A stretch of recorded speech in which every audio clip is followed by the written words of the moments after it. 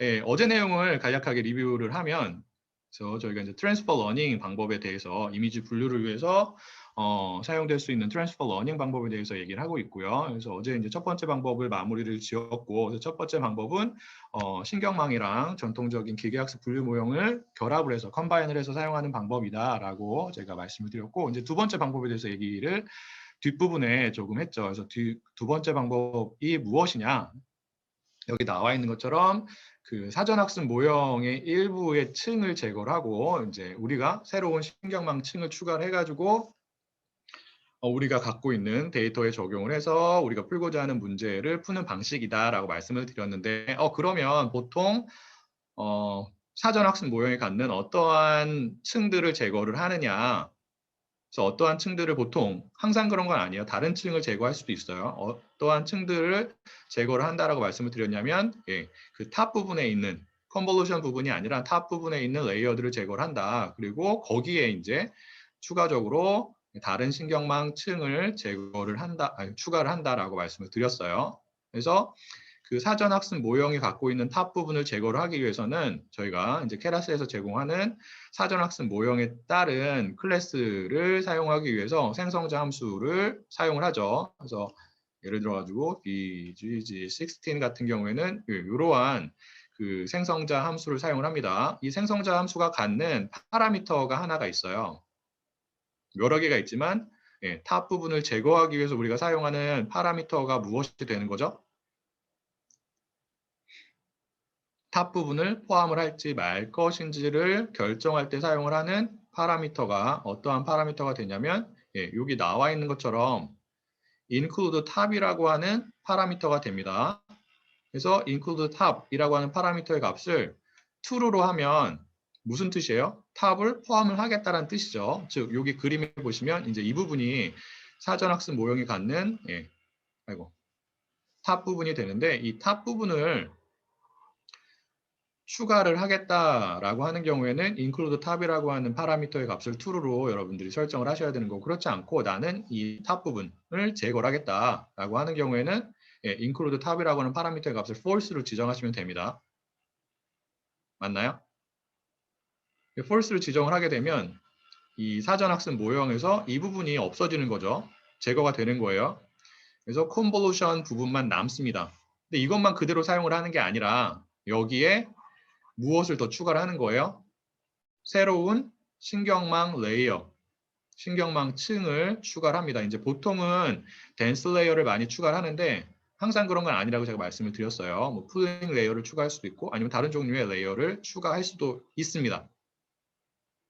그리고 이제 첫 번째 방법을 여러분들이 이제 상기를 해보시면 첫 번째 방법 같은 경우에는 이 컨볼루션 부분이 출력하는 값을 어떠한 정보로 사용을 하고 첫 번째 방법 신경망과 그리고 전통적인 기계학습 분류 모형을 컴바인해서 사용하는 방법에서는 신경망, 즉 사전학습 모형이 출력하는 사전학습 모형의 어떠한 부분이 정확하게 말하면 컨볼루션 부분이 출력하는 정보를 각각의 이미지에 어떠한 정보로 사용을 하는 거예요? 첫 번째 방법 같은 경우에 어떠한 정보를 사용한다고 제가 말씀드렸죠? 얘가 출력하는 값을 피처 정보로 사용을 한다라고 제가 말씀을 드렸죠. 각각의 관측지의 피처 정보. 피처 정보가 뭐가 되는 거예요? 전통적인 기계학습 분류 모형에서 사용이 되는 무엇에 대한 정보가 되는 거예요? 사전학습 모형을 이용해가지고 우리가 추출한 각각의 이미지의 특성 정보, 피처 정보가 되는 거죠. 얘를 전통적인 기계학습 모형에서 사용하는 어떠한 변수에 대한 정보로 사용을 한다고요? 독립변수에 대한 정보로 사용을 한다고 했죠. 그래서 그러한 독립변수 정보를 이용해서 각각의 이미지에 대한 종속변수의 값을 사전학습 모형이 아니라 전통적인 기계학습 분류 모형, 예를 들어서 로지스틱 회귀 모형을 가지고 예측을 하는 겁니다. 이게 첫 번째 방법이었고 두 번째 방법은 역시나 마찬가지로 사전학습 모형의 컨볼루션 부분을 사용을 하는 거예요. 즉 탑 부분을 제거를 하는 거죠. 근데 전통적인 기계학습 모형을 여기에 이렇게 추가하는 게 아니라 또 다른 종류의 신경망 레이어를 추가를 한다고요. 그게 차이가 있는 거예요. 첫 번째 방법이랑. 그 차이를 이해하실 수 있겠나요?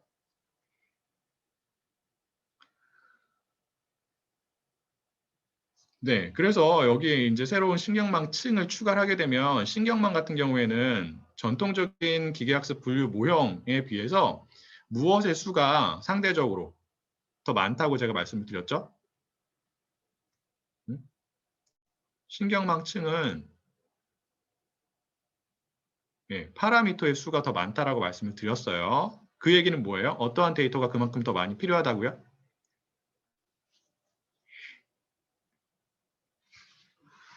네, 학습 데이터가 많이 필요한 거죠.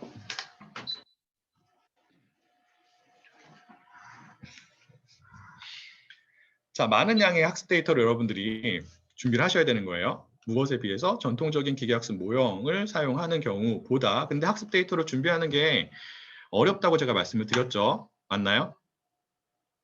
그래서 학습 데이터의 양을 증가시키기 위한 방법으로 어떠한 방법을 사용을 한다고요? 우리가 준비한 원래 원본에 해당하는 학습 데이터를 증가시키기 위해서 데이터 오그멘테이션이라는 방법을 사용을 합니다. 오그멘테이션 방법은 별게 아니에요. 원래의 그 학습 데이터에 존재하는 각각의 이미지를 약간씩 변형을 시키는 거죠.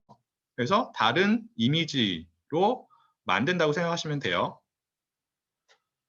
다른 이미지라고 생각하기는 좀 그렇지만 사람의 입장에서는, 컴퓨터의 입장에서는 걔네들을 다른 이미지로 간주를 한다고, 인식을 한다고 제가 말씀을 드렸습니다. 그래서 오그멘테이션 할 때는 원래의 이미지를 회전을 시킬 수도 있고, 아니면 위아래를 바꿀 수도 있고, 아니면 이동을 시킬 수도 있고, 아니면 뭐 스퀴즈를 할 수도 있고, 아니면 브라이니스, 뭐 밝기를 조정할 수도 있고, 아니면 색상을 바꿀 수도 있는 거죠. 여러 가지 방법의 그 오그멘테이션 기법들이 있습니다. 자, 케라스에서는 어떠한 클래스를 이용해서 우리가 데이터 오그멘테이션을 수행한다라고 말씀을 드렸죠?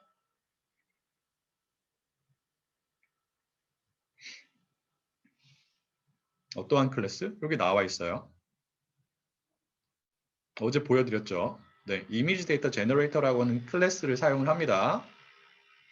얘는 정확하게 말하면 데이터 오그멘테이션만 수행하는 게 아니라 어떠한 작업까지 같이 수행을 한다고요? 노멀라이제이션이라고 한다고 했습니다. 그리고 노멀라이제이션 할 때는 저희가 어떠한 펑션을 사용을 한다고요?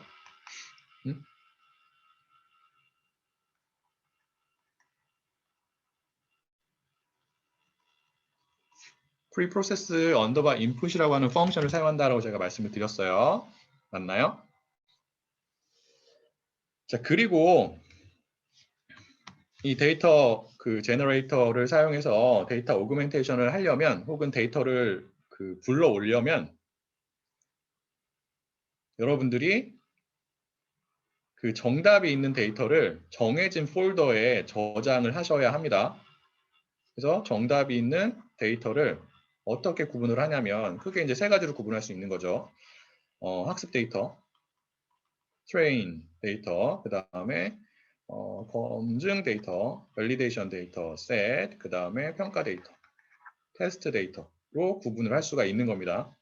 맞나요? 그래서 이러한 데이터를 별도의 폴더에 저장을 하셔야 되는 거예요. 그래서 학습 데이터는 뭐 예를 들어 가지고 트레인이라고 하는 이름을 갖는 폴더에 저장을 하실 수가 있는 거고요. 이름은 여러분들이 결정하실 수 있어요.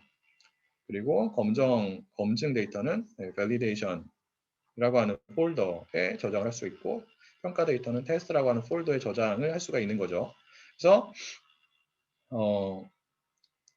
그 각각의 이미지가 이렇게 각각의 이제 폴더에 저장이 되는 거고 그리고 각각의 폴더를 보면 트레인이라고 하는 폴더를 예를 들어서 보게 되면 이미지들이 구분이 돼서 역시나 마찬가지로 트레인 밑에 있는 하위 폴더 여러 개를 생성을 하셔야 되는 거예요. 무엇에 따라 가지고 이미지가 갖는 종속 변수의 값이 무엇인지에 따라서 즉 이미지의 클래스 정보에 따라 가지고 정답에 따라 가지고 각각의 폴더에 또 다른 폴더들을 이렇게 생성을 하셔야 되는 거죠. 그래서 만약에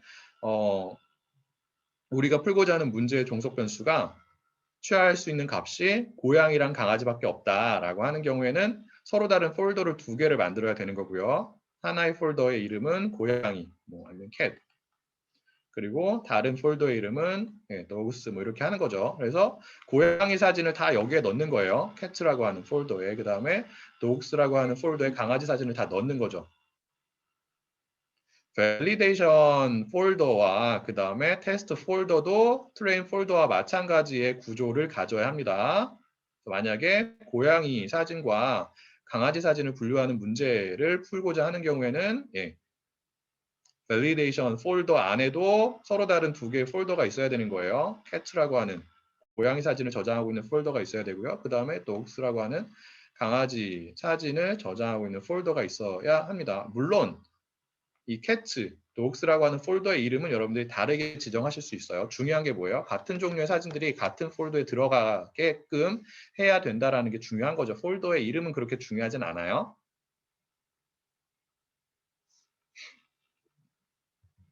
아시겠나요?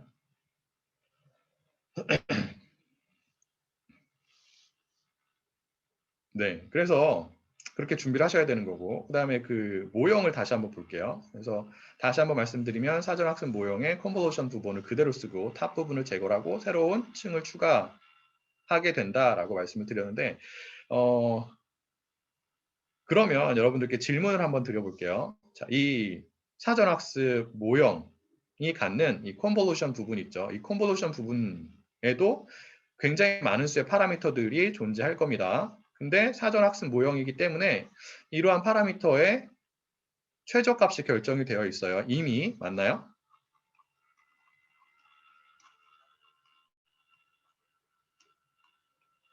자, 우리는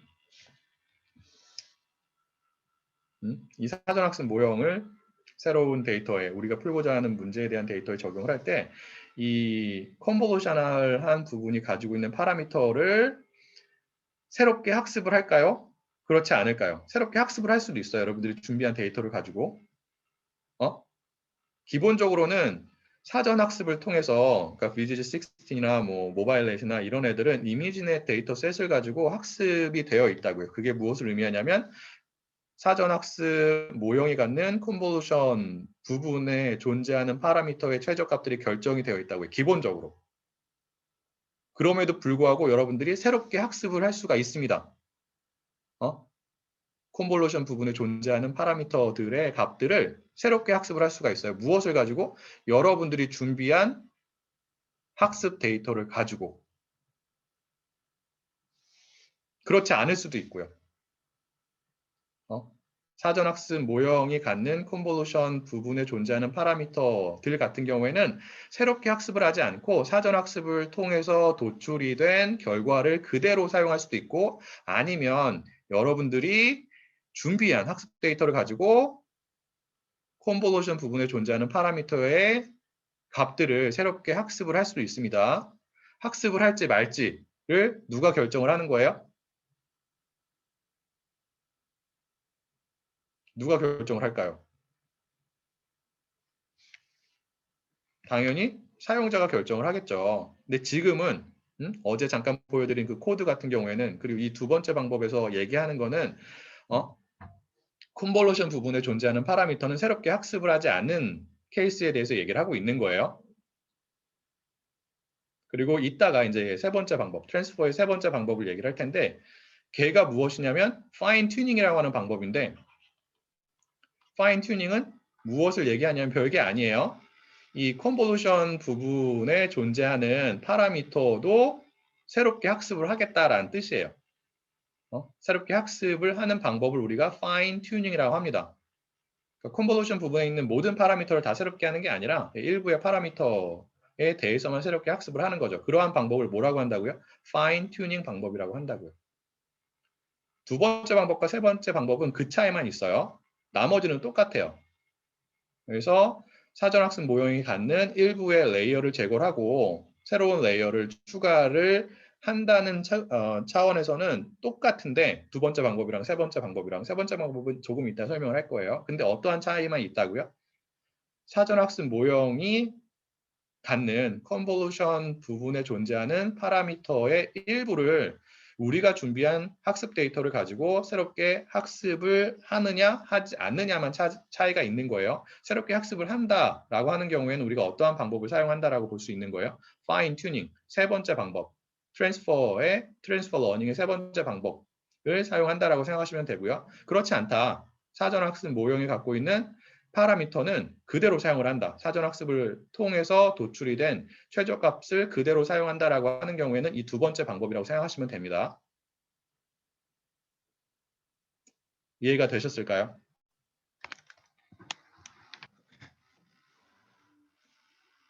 네.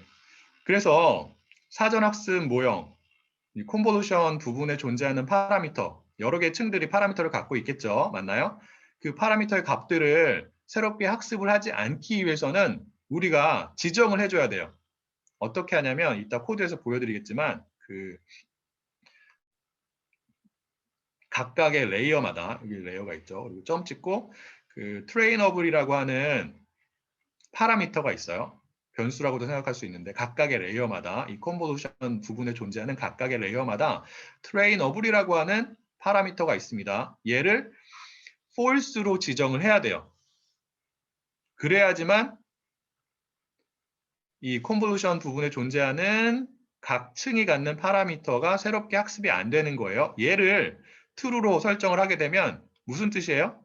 해당 층에 있는 파라미터를 새롭게 학습을 하겠다는 뜻이에요.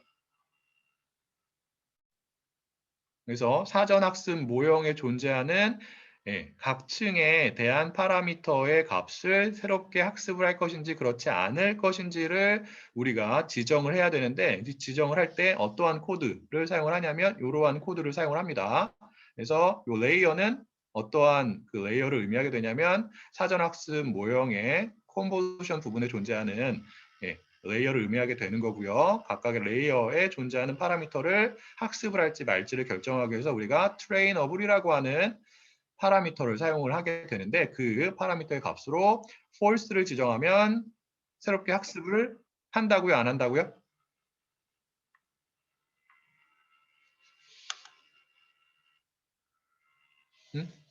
false를 지정하면 trainable의 값을 false로 지정하면 학습을 한다고요? 안 한다고요? 새롭게?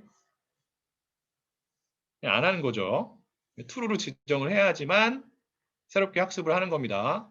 즉, fine tuning 방법에서는 trainable 파라미터의 값을 false로 하는 거예요? true로 하는 거예요? fine tuning에서는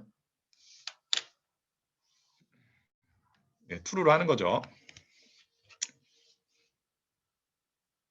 그래서 다시 한번 코드를 볼 텐데 이 두 번째 방법에 대한 코드는 이렇게 서로 다른 두 개의 주피터 노트북 파일에 저장이 되어 있습니다. 그래서 첫 번째 그 파일 같은 경우에는 VGG16 방법을 사용을 하는 거고 사전학습 모형으로, 그리고 두 번째 그 파일에 저장이 되어 있는 코드 같은 경우에는 모바일 넷이라고 하는 또 다른 사전학습 모형을 사용하는 것에 대한 코드가 저장이 되어 있는 겁니다. 여기서는 이제 두 번째 거를 보도록 할게요. 왜냐하면 이제 VG16 같은 경우에는 어제 말씀드린 것처럼 모형이 약간 헤비해가지고 일반적인 컴퓨터에서 돌리면 시간이 굉장히 오래 걸린다는 그 단점이 있어서 수업을 위해서 좀 더 라이트한 버전인 모바일 넷 버전을 가지고 저희가 코드를 살펴보도록 하겠습니다. 자, 코드를 살펴보기 이전에 모바일 넷에 대해서 간략하게만 설명을 드릴게요. 어떠한 특성을 갖는 모형인지.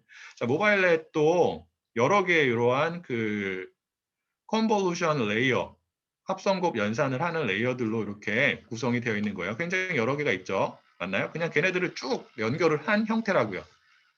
근데 얘가 어떠한 그 특징이 있냐면 컨볼루션 연산을 할 때, 자, 우리가 보통 그 액티베이션 맵 혹은 그 원본 이미지에 필터를 적용을 하잖아요. 맞나요? 그때 그 필터가 갖는 뎁스는 어떻게 결정이 됐죠? 그래서 필터의 사이즈가 이렇게 결정이 됐었잖아요. 맞나요? 여기 F가 이제 가로와 세로의 길이가 되는 거고 필터에 D가 뎁스가 되는 거예요. 뎁스는 어떻게 결정이 됐었죠? 지금까지 우리가 답은 공부한 필터의 경우에는 이게 어떻게 결정이 돼요? 이 필터가 적용이 되는 데이터가 갖는 뎁스에 의해서 자동적으로 결정이 된다고요. 맞나요? 그래서 만약에 이 필터가 어떠한 액티베이션 맵에 뭐 100 곱하기 32라고 하는 액티베이션 맵에 적용이 돼요. 그러한 경우에 이 D, 필터의 뎁스의 크기는 자동적으로 얼마로 결정이 되는 거예요? 얘가 여기에 적용이 되면 30으로 결정이 되는 거죠. 맞나요? 그림을 좀 그려볼게요. 그래서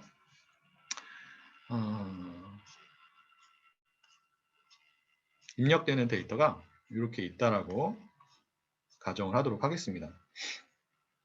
이게 뭐 지금 앞에서 얘기한 거는 이게 30이 되는 거죠. 이게 이제 뭐 100, 100이 되는 거고 여기에 예를 들어서 뭐 3 곱하기 30에 필터를 적용한다라고 하는 경우에는 필터가 처음에 적용이 되면 이렇게 적용이 되는 거예요. 맞나요? 모든 뎁스에 해당하는 부분에 다 적용이 된다고요. 이게 전통적인 일반적인 그 CNN에서 사용이 되는 필터예요. 근데 모바일 넷에서 사용하는 그 컨볼루션 필터 같은 경우에는 뎁스가 1이에요.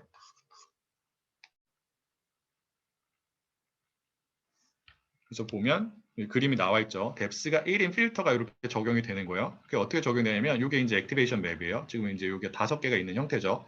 그럼 이게 뭐 3 곱하기 1이라고 하겠습니다. 뎁스가 1이에요. 모바일 넷에서 사용이 되는 필터 같은 경우에는. 그래서 얘가 어떻게 되냐면 이 뎁스별로 적용이 되는 거예요. 첫 번째 뎁스에 이렇게 적용이 돼. 이게 첫 번째 뎁스에 해당하는 데이터가 되는 거고요. 이게 이제 여기 몇 번째죠?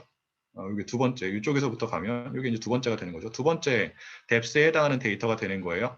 그래서 각각의 뎁스의 크기가 1인 이러한 필터가 적용이 되는 겁니다. 그래서 각각의 뎁스에서 이러한 또 다른 그 뎁스가 1인 액티베이션 맵을 이런 식으로 추출을 하는 거고 걔네들을 뎁스를 기준으로 다시 한번 이렇게 쌓아주는 형태가 되는 거죠. 그 차이만 있어요. 모바일 넷은 뎁스의 크기가 얼마인 필터를 뎁스별로 적용을 하는 방법이라고요. 뎁스가 얼마인 필터를 1인 필터를 이해가 되시나요? 이게 이제 머릿속에 약간 그림이 그려지세요? 그래서 이러한 방법을 써가지고 모형을 라이트하게 만든 것이 모바일 넷이 됩니다. 그래서 모바일 넷을 가지고 작업을 해볼게요.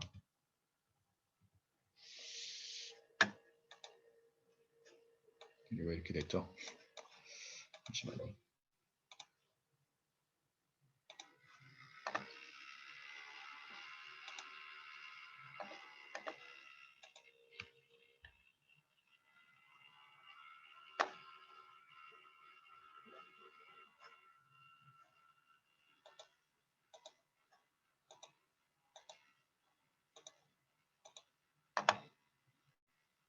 이 파일이 되는 거고요.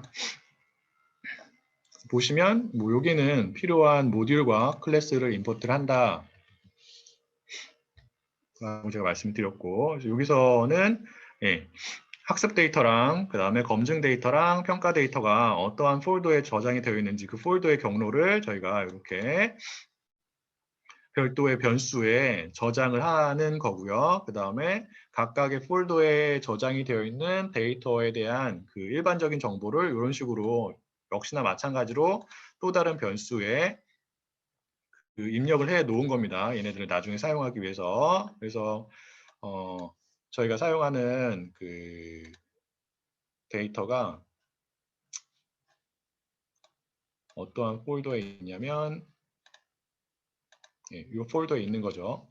cat 언더바 and 언더바 dogs 언더바 small이라고 하는 폴더에 들어가 있고요. 이제 거기를 보면은 train 폴더가 있고 그 다음에 validation 폴더가 있고 test 폴더가 있는 거죠. 그래서 train 폴더를 보면은 아까 말씀드린 것처럼 우리가 이제 지금 풀고자 하는 문제가 사진에 있는 동물이 강아지인지 고양이인지를 맞히는 문제이기 때문에 예측을 하는 문제이기 때문에 이렇게 이제 고양이 사진과 강아지 사진들을 서로 다른 폴더에 구분을 해가지고 저장을 해 놓은 거고요. 그래서 캐치를 보면은 여기 보면 몇 장의 사진이 있냐면 여기 밑에 보이세요? 왼쪽 밑에 800개의 사진들이 저장이 되어 있습니다. 그리고 강아지 사진도 마찬가지로 이렇게 이제 800개가 저장이 되어 있는 거고요. 그래서 이러한 그 정보를 여러분들이 여기에 이제 지정을 해 준 거예요.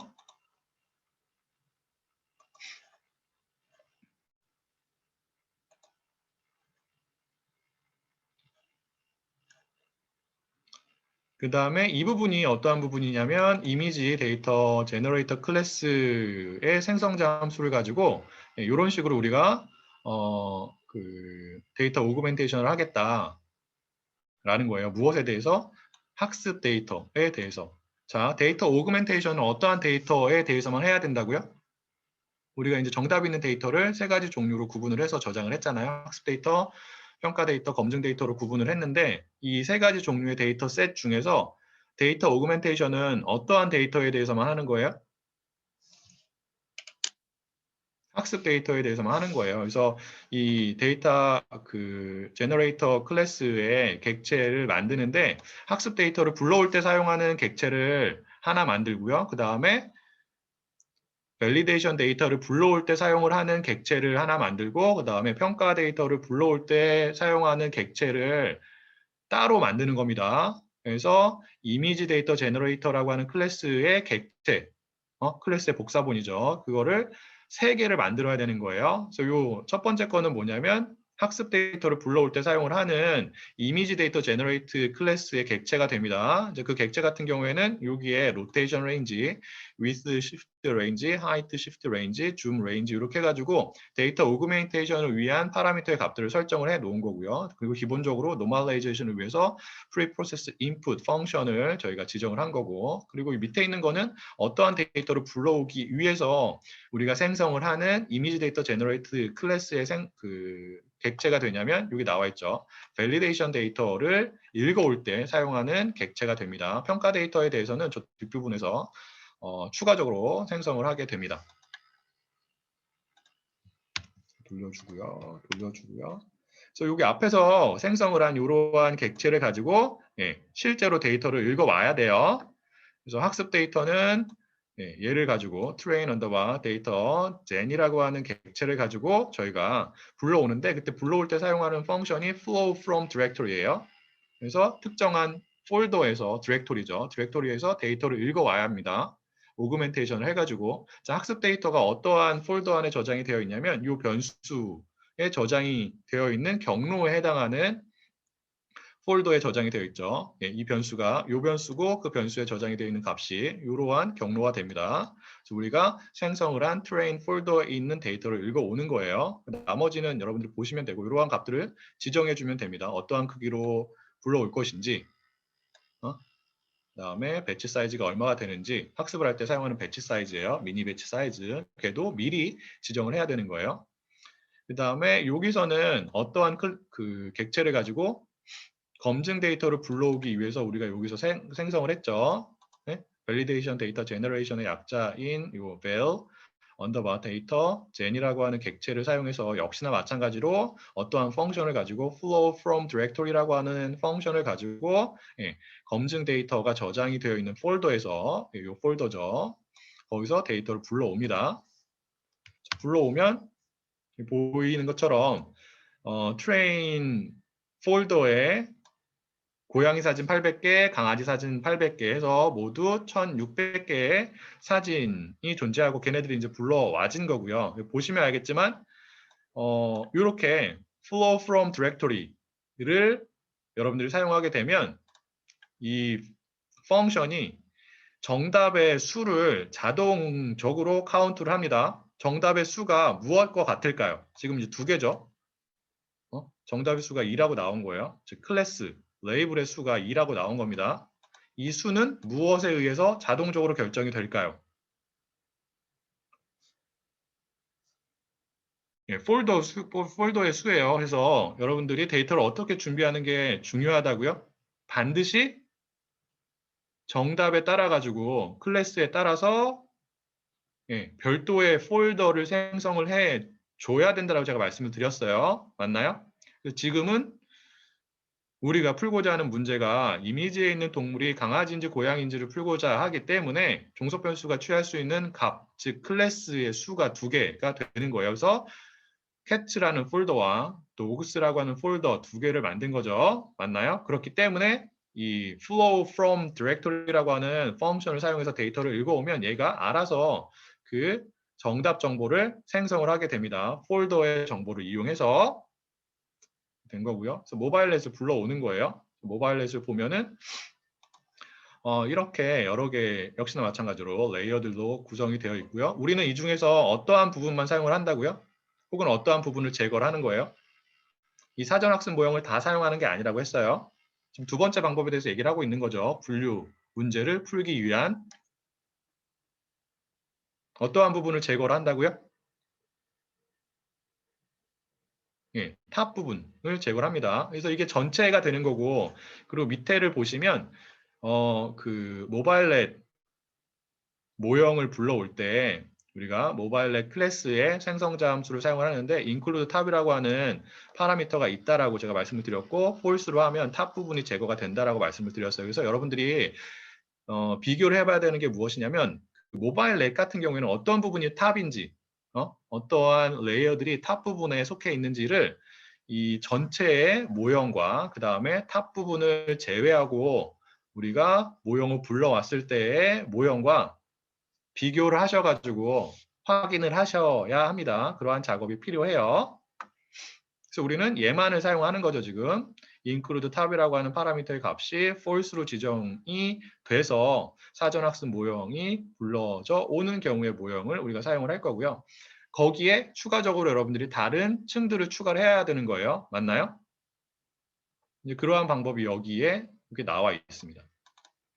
그래서 모델 언더바 메이커라고 하는 사용자 정의 함수, 우리가 직접 만든 함수를 사용을 해가지고 모바일 넷의 컨볼루션 부분을 가지고 오고요. 즉 탑 부분을 제거한 부분을 가지고 오는 거고, 그리고 거기에 우리가 추가를 하고자 하는 새로운 신경망 레이어를 추가하는 코드가 이 모델 언더바 메이커라고 하는 사용자 함수의 본문에 이렇게 작성이 되어 있습니다. 그래서 보면은 일단 여기에서 첫 번째 라인에서 하는 게 무엇이냐면 모바일 넷의 탑 부분을 제거하고 나머지 부분을 가지고 오는 거예요. 그걸 이제 베이스 모델이라는 그 변수에 저장을 한 거고요. 요거는 조금 이따 설명을 드릴게요. 그리고 이 베이스 모델을 기본으로 한 다음에 거기에 이제 새로운 층들을 쌓고 있어요. 여기 보시면. 근데 얘는 우리가 지금까지 공부한 방법과 약간 다르죠. 보면 그 베이스 모델에 첫 번째로 어떠한 층을 쌓는 거냐면 글로벌 에버리지 풀링 2D라고 하는 레이어를 새롭게 쌓는 거고요. 그 다음에 댄스 레이어를 쌓는 거고 그 다음에 드랍아웃을 적용하기 위해서 드랍아웃 레이어를 추가하는 거고 그 다음에 마지막으로 출력층도 댄스 레이어라고 제가 말씀을 드렸죠. 맞나요? 걔를 쌓는 건데 기존의 방법과 조금 달라요. 기존에 사용했던 방법은 시퀀셜한 방법이었어요. 시퀀셜한 방법은 시퀀셜 클래스에서 제공이 되는 add라고 하는 펑션을 사용을 해가지고 이러한 레이어를 add 펑션에 인자로 전달을 해서 새로운 층을 추가하는 방법이었는데 여기서 사용한 방법은 케라스에서 신경망 층을 쌓기 위해서 우리가 사용하는 방법이 두 가지가 있다라고 말씀을 드렸어요. 기억나세요? 뭐랑 뭔지? 케라스에서 신경망을 구축하기 위해서 혹은 신경망 레이어를 추가하기 위해서 사용하는 방법에 두 가지가 있다라고 말씀을 드렸어요. 하나가 지금까지 우리가 공부한 시퀀셜한 방법이죠. 시퀀셜 클래스를 이용하는 거예요. 두 번째 방법이 펑셔널한 방법이에요. 여기 나와 있는 이러한 코드가 보여주고 있는 방법이 무엇이냐면 이 두 번째 방법이에요. 근데 시퀀셜한 방법과 큰 차이가 없습니다. 층들을 차곡차곡 새롭게 하나씩 더 쌓는 방법이에요. 그래서 지금은 펑셔널한 방법으로 새로운 층들을 쌓고 있다라고 보시면 됩니다.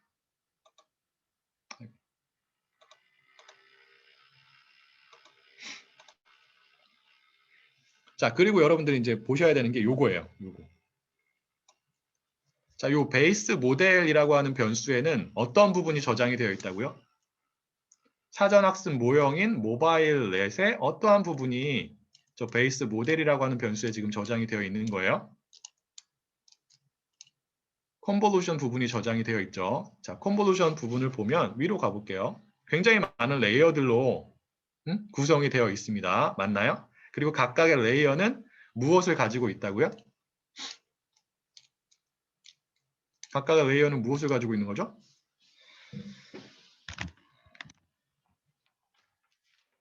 각각의 레이어는 파라미터를 가지고 있다고요. 맞나요?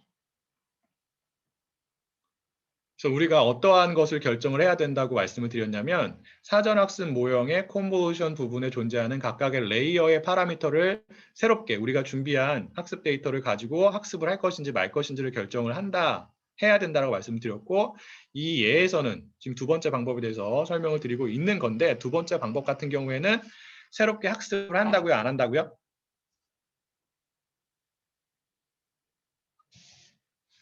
안 한다고요. 그러면 각각의 레이어에 대해서 지금 베이스 모델에 존재하는 모든 레이어를 우리가 접근을 하고 있는 거예요. 이러한 포문을 사용을 해가지고 그래서 베이스 언더바 모델 점 레이어즈를 하면은 베이스 모델이 갖고 있는 모든 층에 접근을 하는 겁니다. 그래서 각각의 층에 대해서 이 레이어는 순차적으로 각 층의 정보를 추출을 해요. 각 층에 대해서 트레이너블이라고 하는 파라미터를 우리가 설정을 할 수가 있는데 얘의 값들을 다 어떠한 값으로 바꿔야 된다고요? 설정을 해야 된다고요? 학습을 하지 않기 위해서는 여기 나와 있는 것처럼 false로 지정을 해야 됩니다. 이 trainable이라고 하는 파라미터 값은 기본적으로 true로 되어 있어요. 그래서 여러분들이 그냥 사용하시면 파라미터들이 새롭게 학습이 됩니다. 학습을 하지 않기 위해서는 반드시 false로 지정을 해주셔야 돼요. 아시겠나요?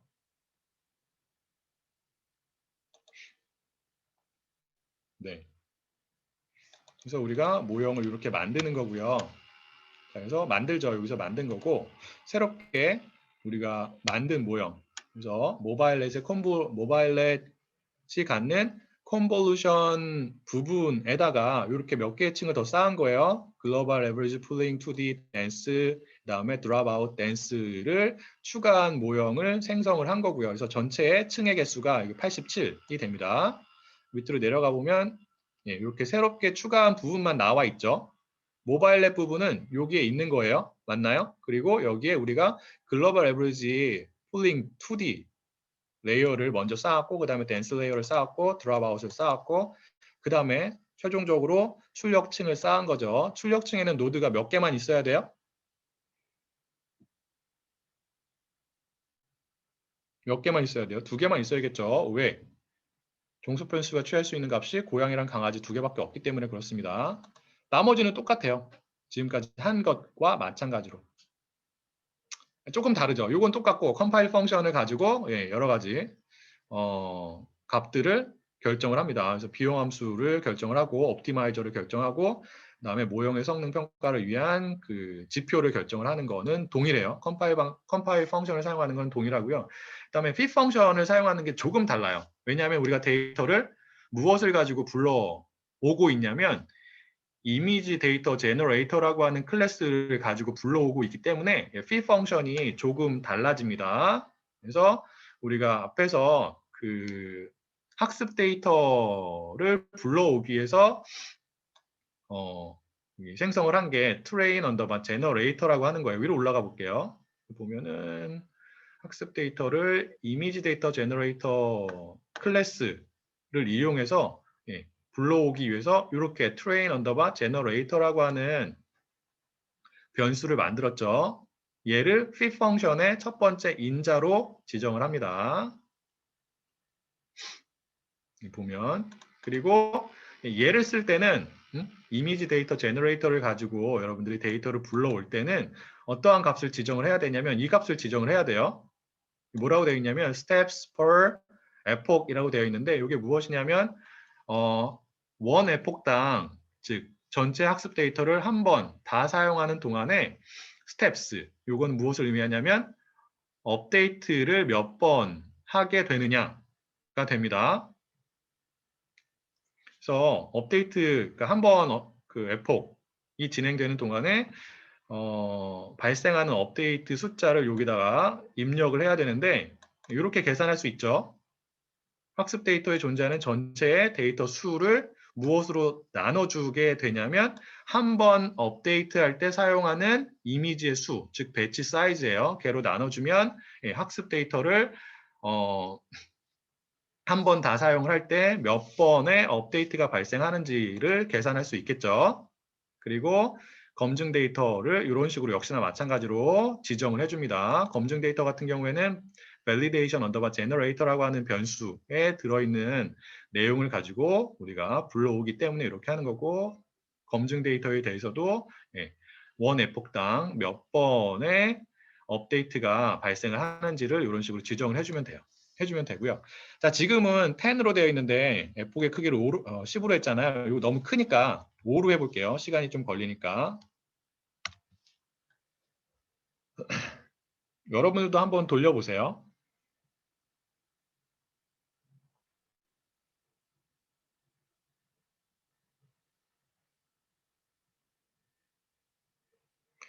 자, 혹시 여러분들 여기 estimated 그 time에 얼마로 나오세요? 계속 줄고 있긴 할 텐데. 11초 남았다. 여기 보면은 뭐 그런 뜻이거든요. 10초 남았다. 이런 뜻인데 여러분들은 얼마가 찍히나요? 맥스, 최대.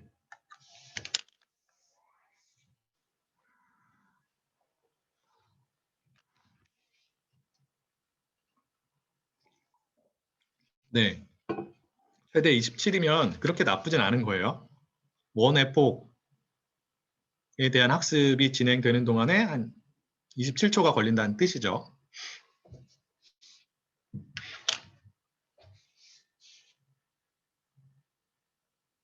사실 지금 제가 이렇게 사용하고 있는 이 서버도 제가 구축한 지가 한 2년 정도 돼가지고 그렇게 성능이 좋진 않아요.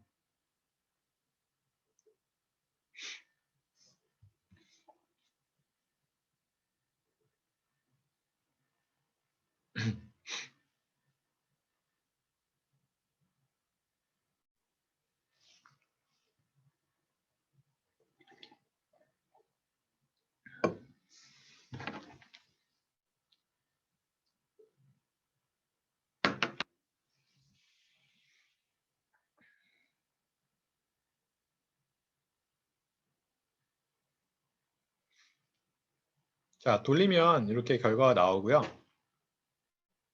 그래서 5번 돌리니까 그 validation 데이터 셋에 대한 accuracy가 0.99 정도 나온 거죠. 굉장히 정확한 거예요. 100개 중에서 99개를 정확하게 맞춘다고요. 그 다음에 우리가 앞에서 했던 것처럼 검증 데이터 셋과 학습 데이터에 대해서 학습 과정에서 발생을 하는 비용 함수의 값을 이런 식으로 이제 시각화를 해볼 수 있는 거고요. 혹시 이거 끝나신 분 계신가요? 아직 돌아가고 있나요? 아직 돌아가고 있겠죠?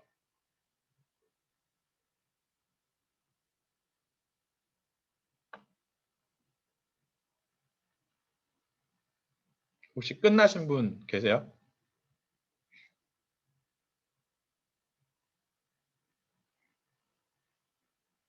최상원 수강생분은 굉장히 성능이 좋은 컴퓨터를 이용하고 계신 것 같습니다. 맞나요? 다른 분들도 끝나신 분들이 속속 나오고 있습니다. 이렇게 하시면 되고요. 평가 데이터에 대해서 이제 평가를 해야 되잖아요. 평가 데이터도 어떠한 클래스를 이용해서 우리가 불러오게 되냐면 이미지 데이터 제너레이터라고 하는 클래스를 사용해서 이런 식으로 불러오게 됩니다. 그래서 불러오시면 되고요. 그 다음에 역시나 마찬가지로 evaluate 펑션을 가지고 평가 데이터에 대해서 학습을 통해서 도출이 된 모형의 성능을 평가를 하게 되는 거죠.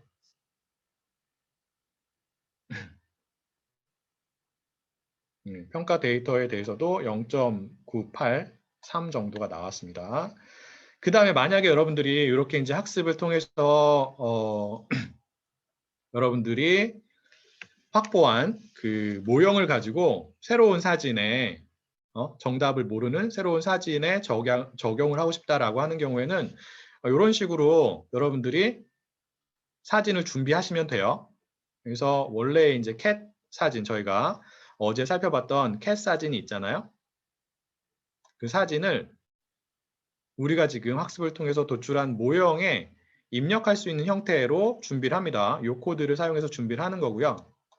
그 다음에 어떠한 펑션을 가지고 이 사진, 우리가 정답을 예측하고자 하는 사진에 대한 종속 변수의 값을 예측을 하냐면 predict라고 하는 펑션을 가지고 예측을 하시면 되는 거죠. 이거 어제 해봤죠.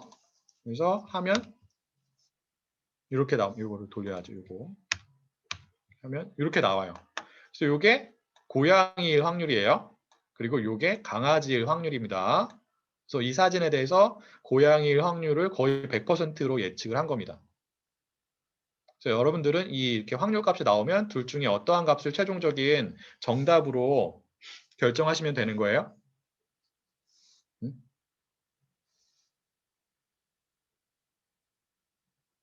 확률 값이 높은 값을 최종적인 정답으로 결정하시면 되는 거죠.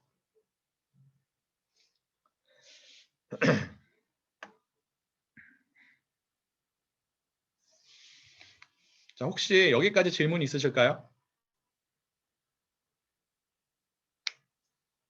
다른 분들도 돌려보셨는지 잘 모르겠습니다. 돌려보시고 결과가 나왔을지, 학습이 완료가 되었을지 잘 모르겠는데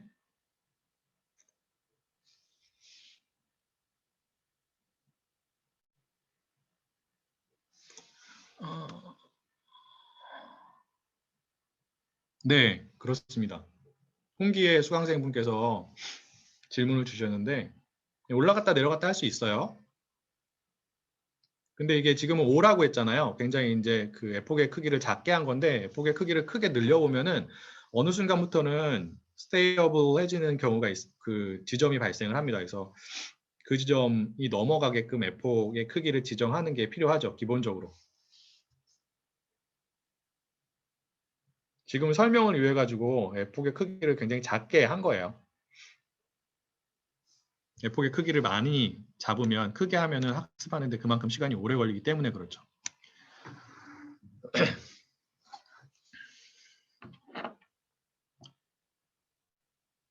네, 질문이 없으시면 한 10분 정도 쉬었다가 다시 진행을 하도록 하겠습니다.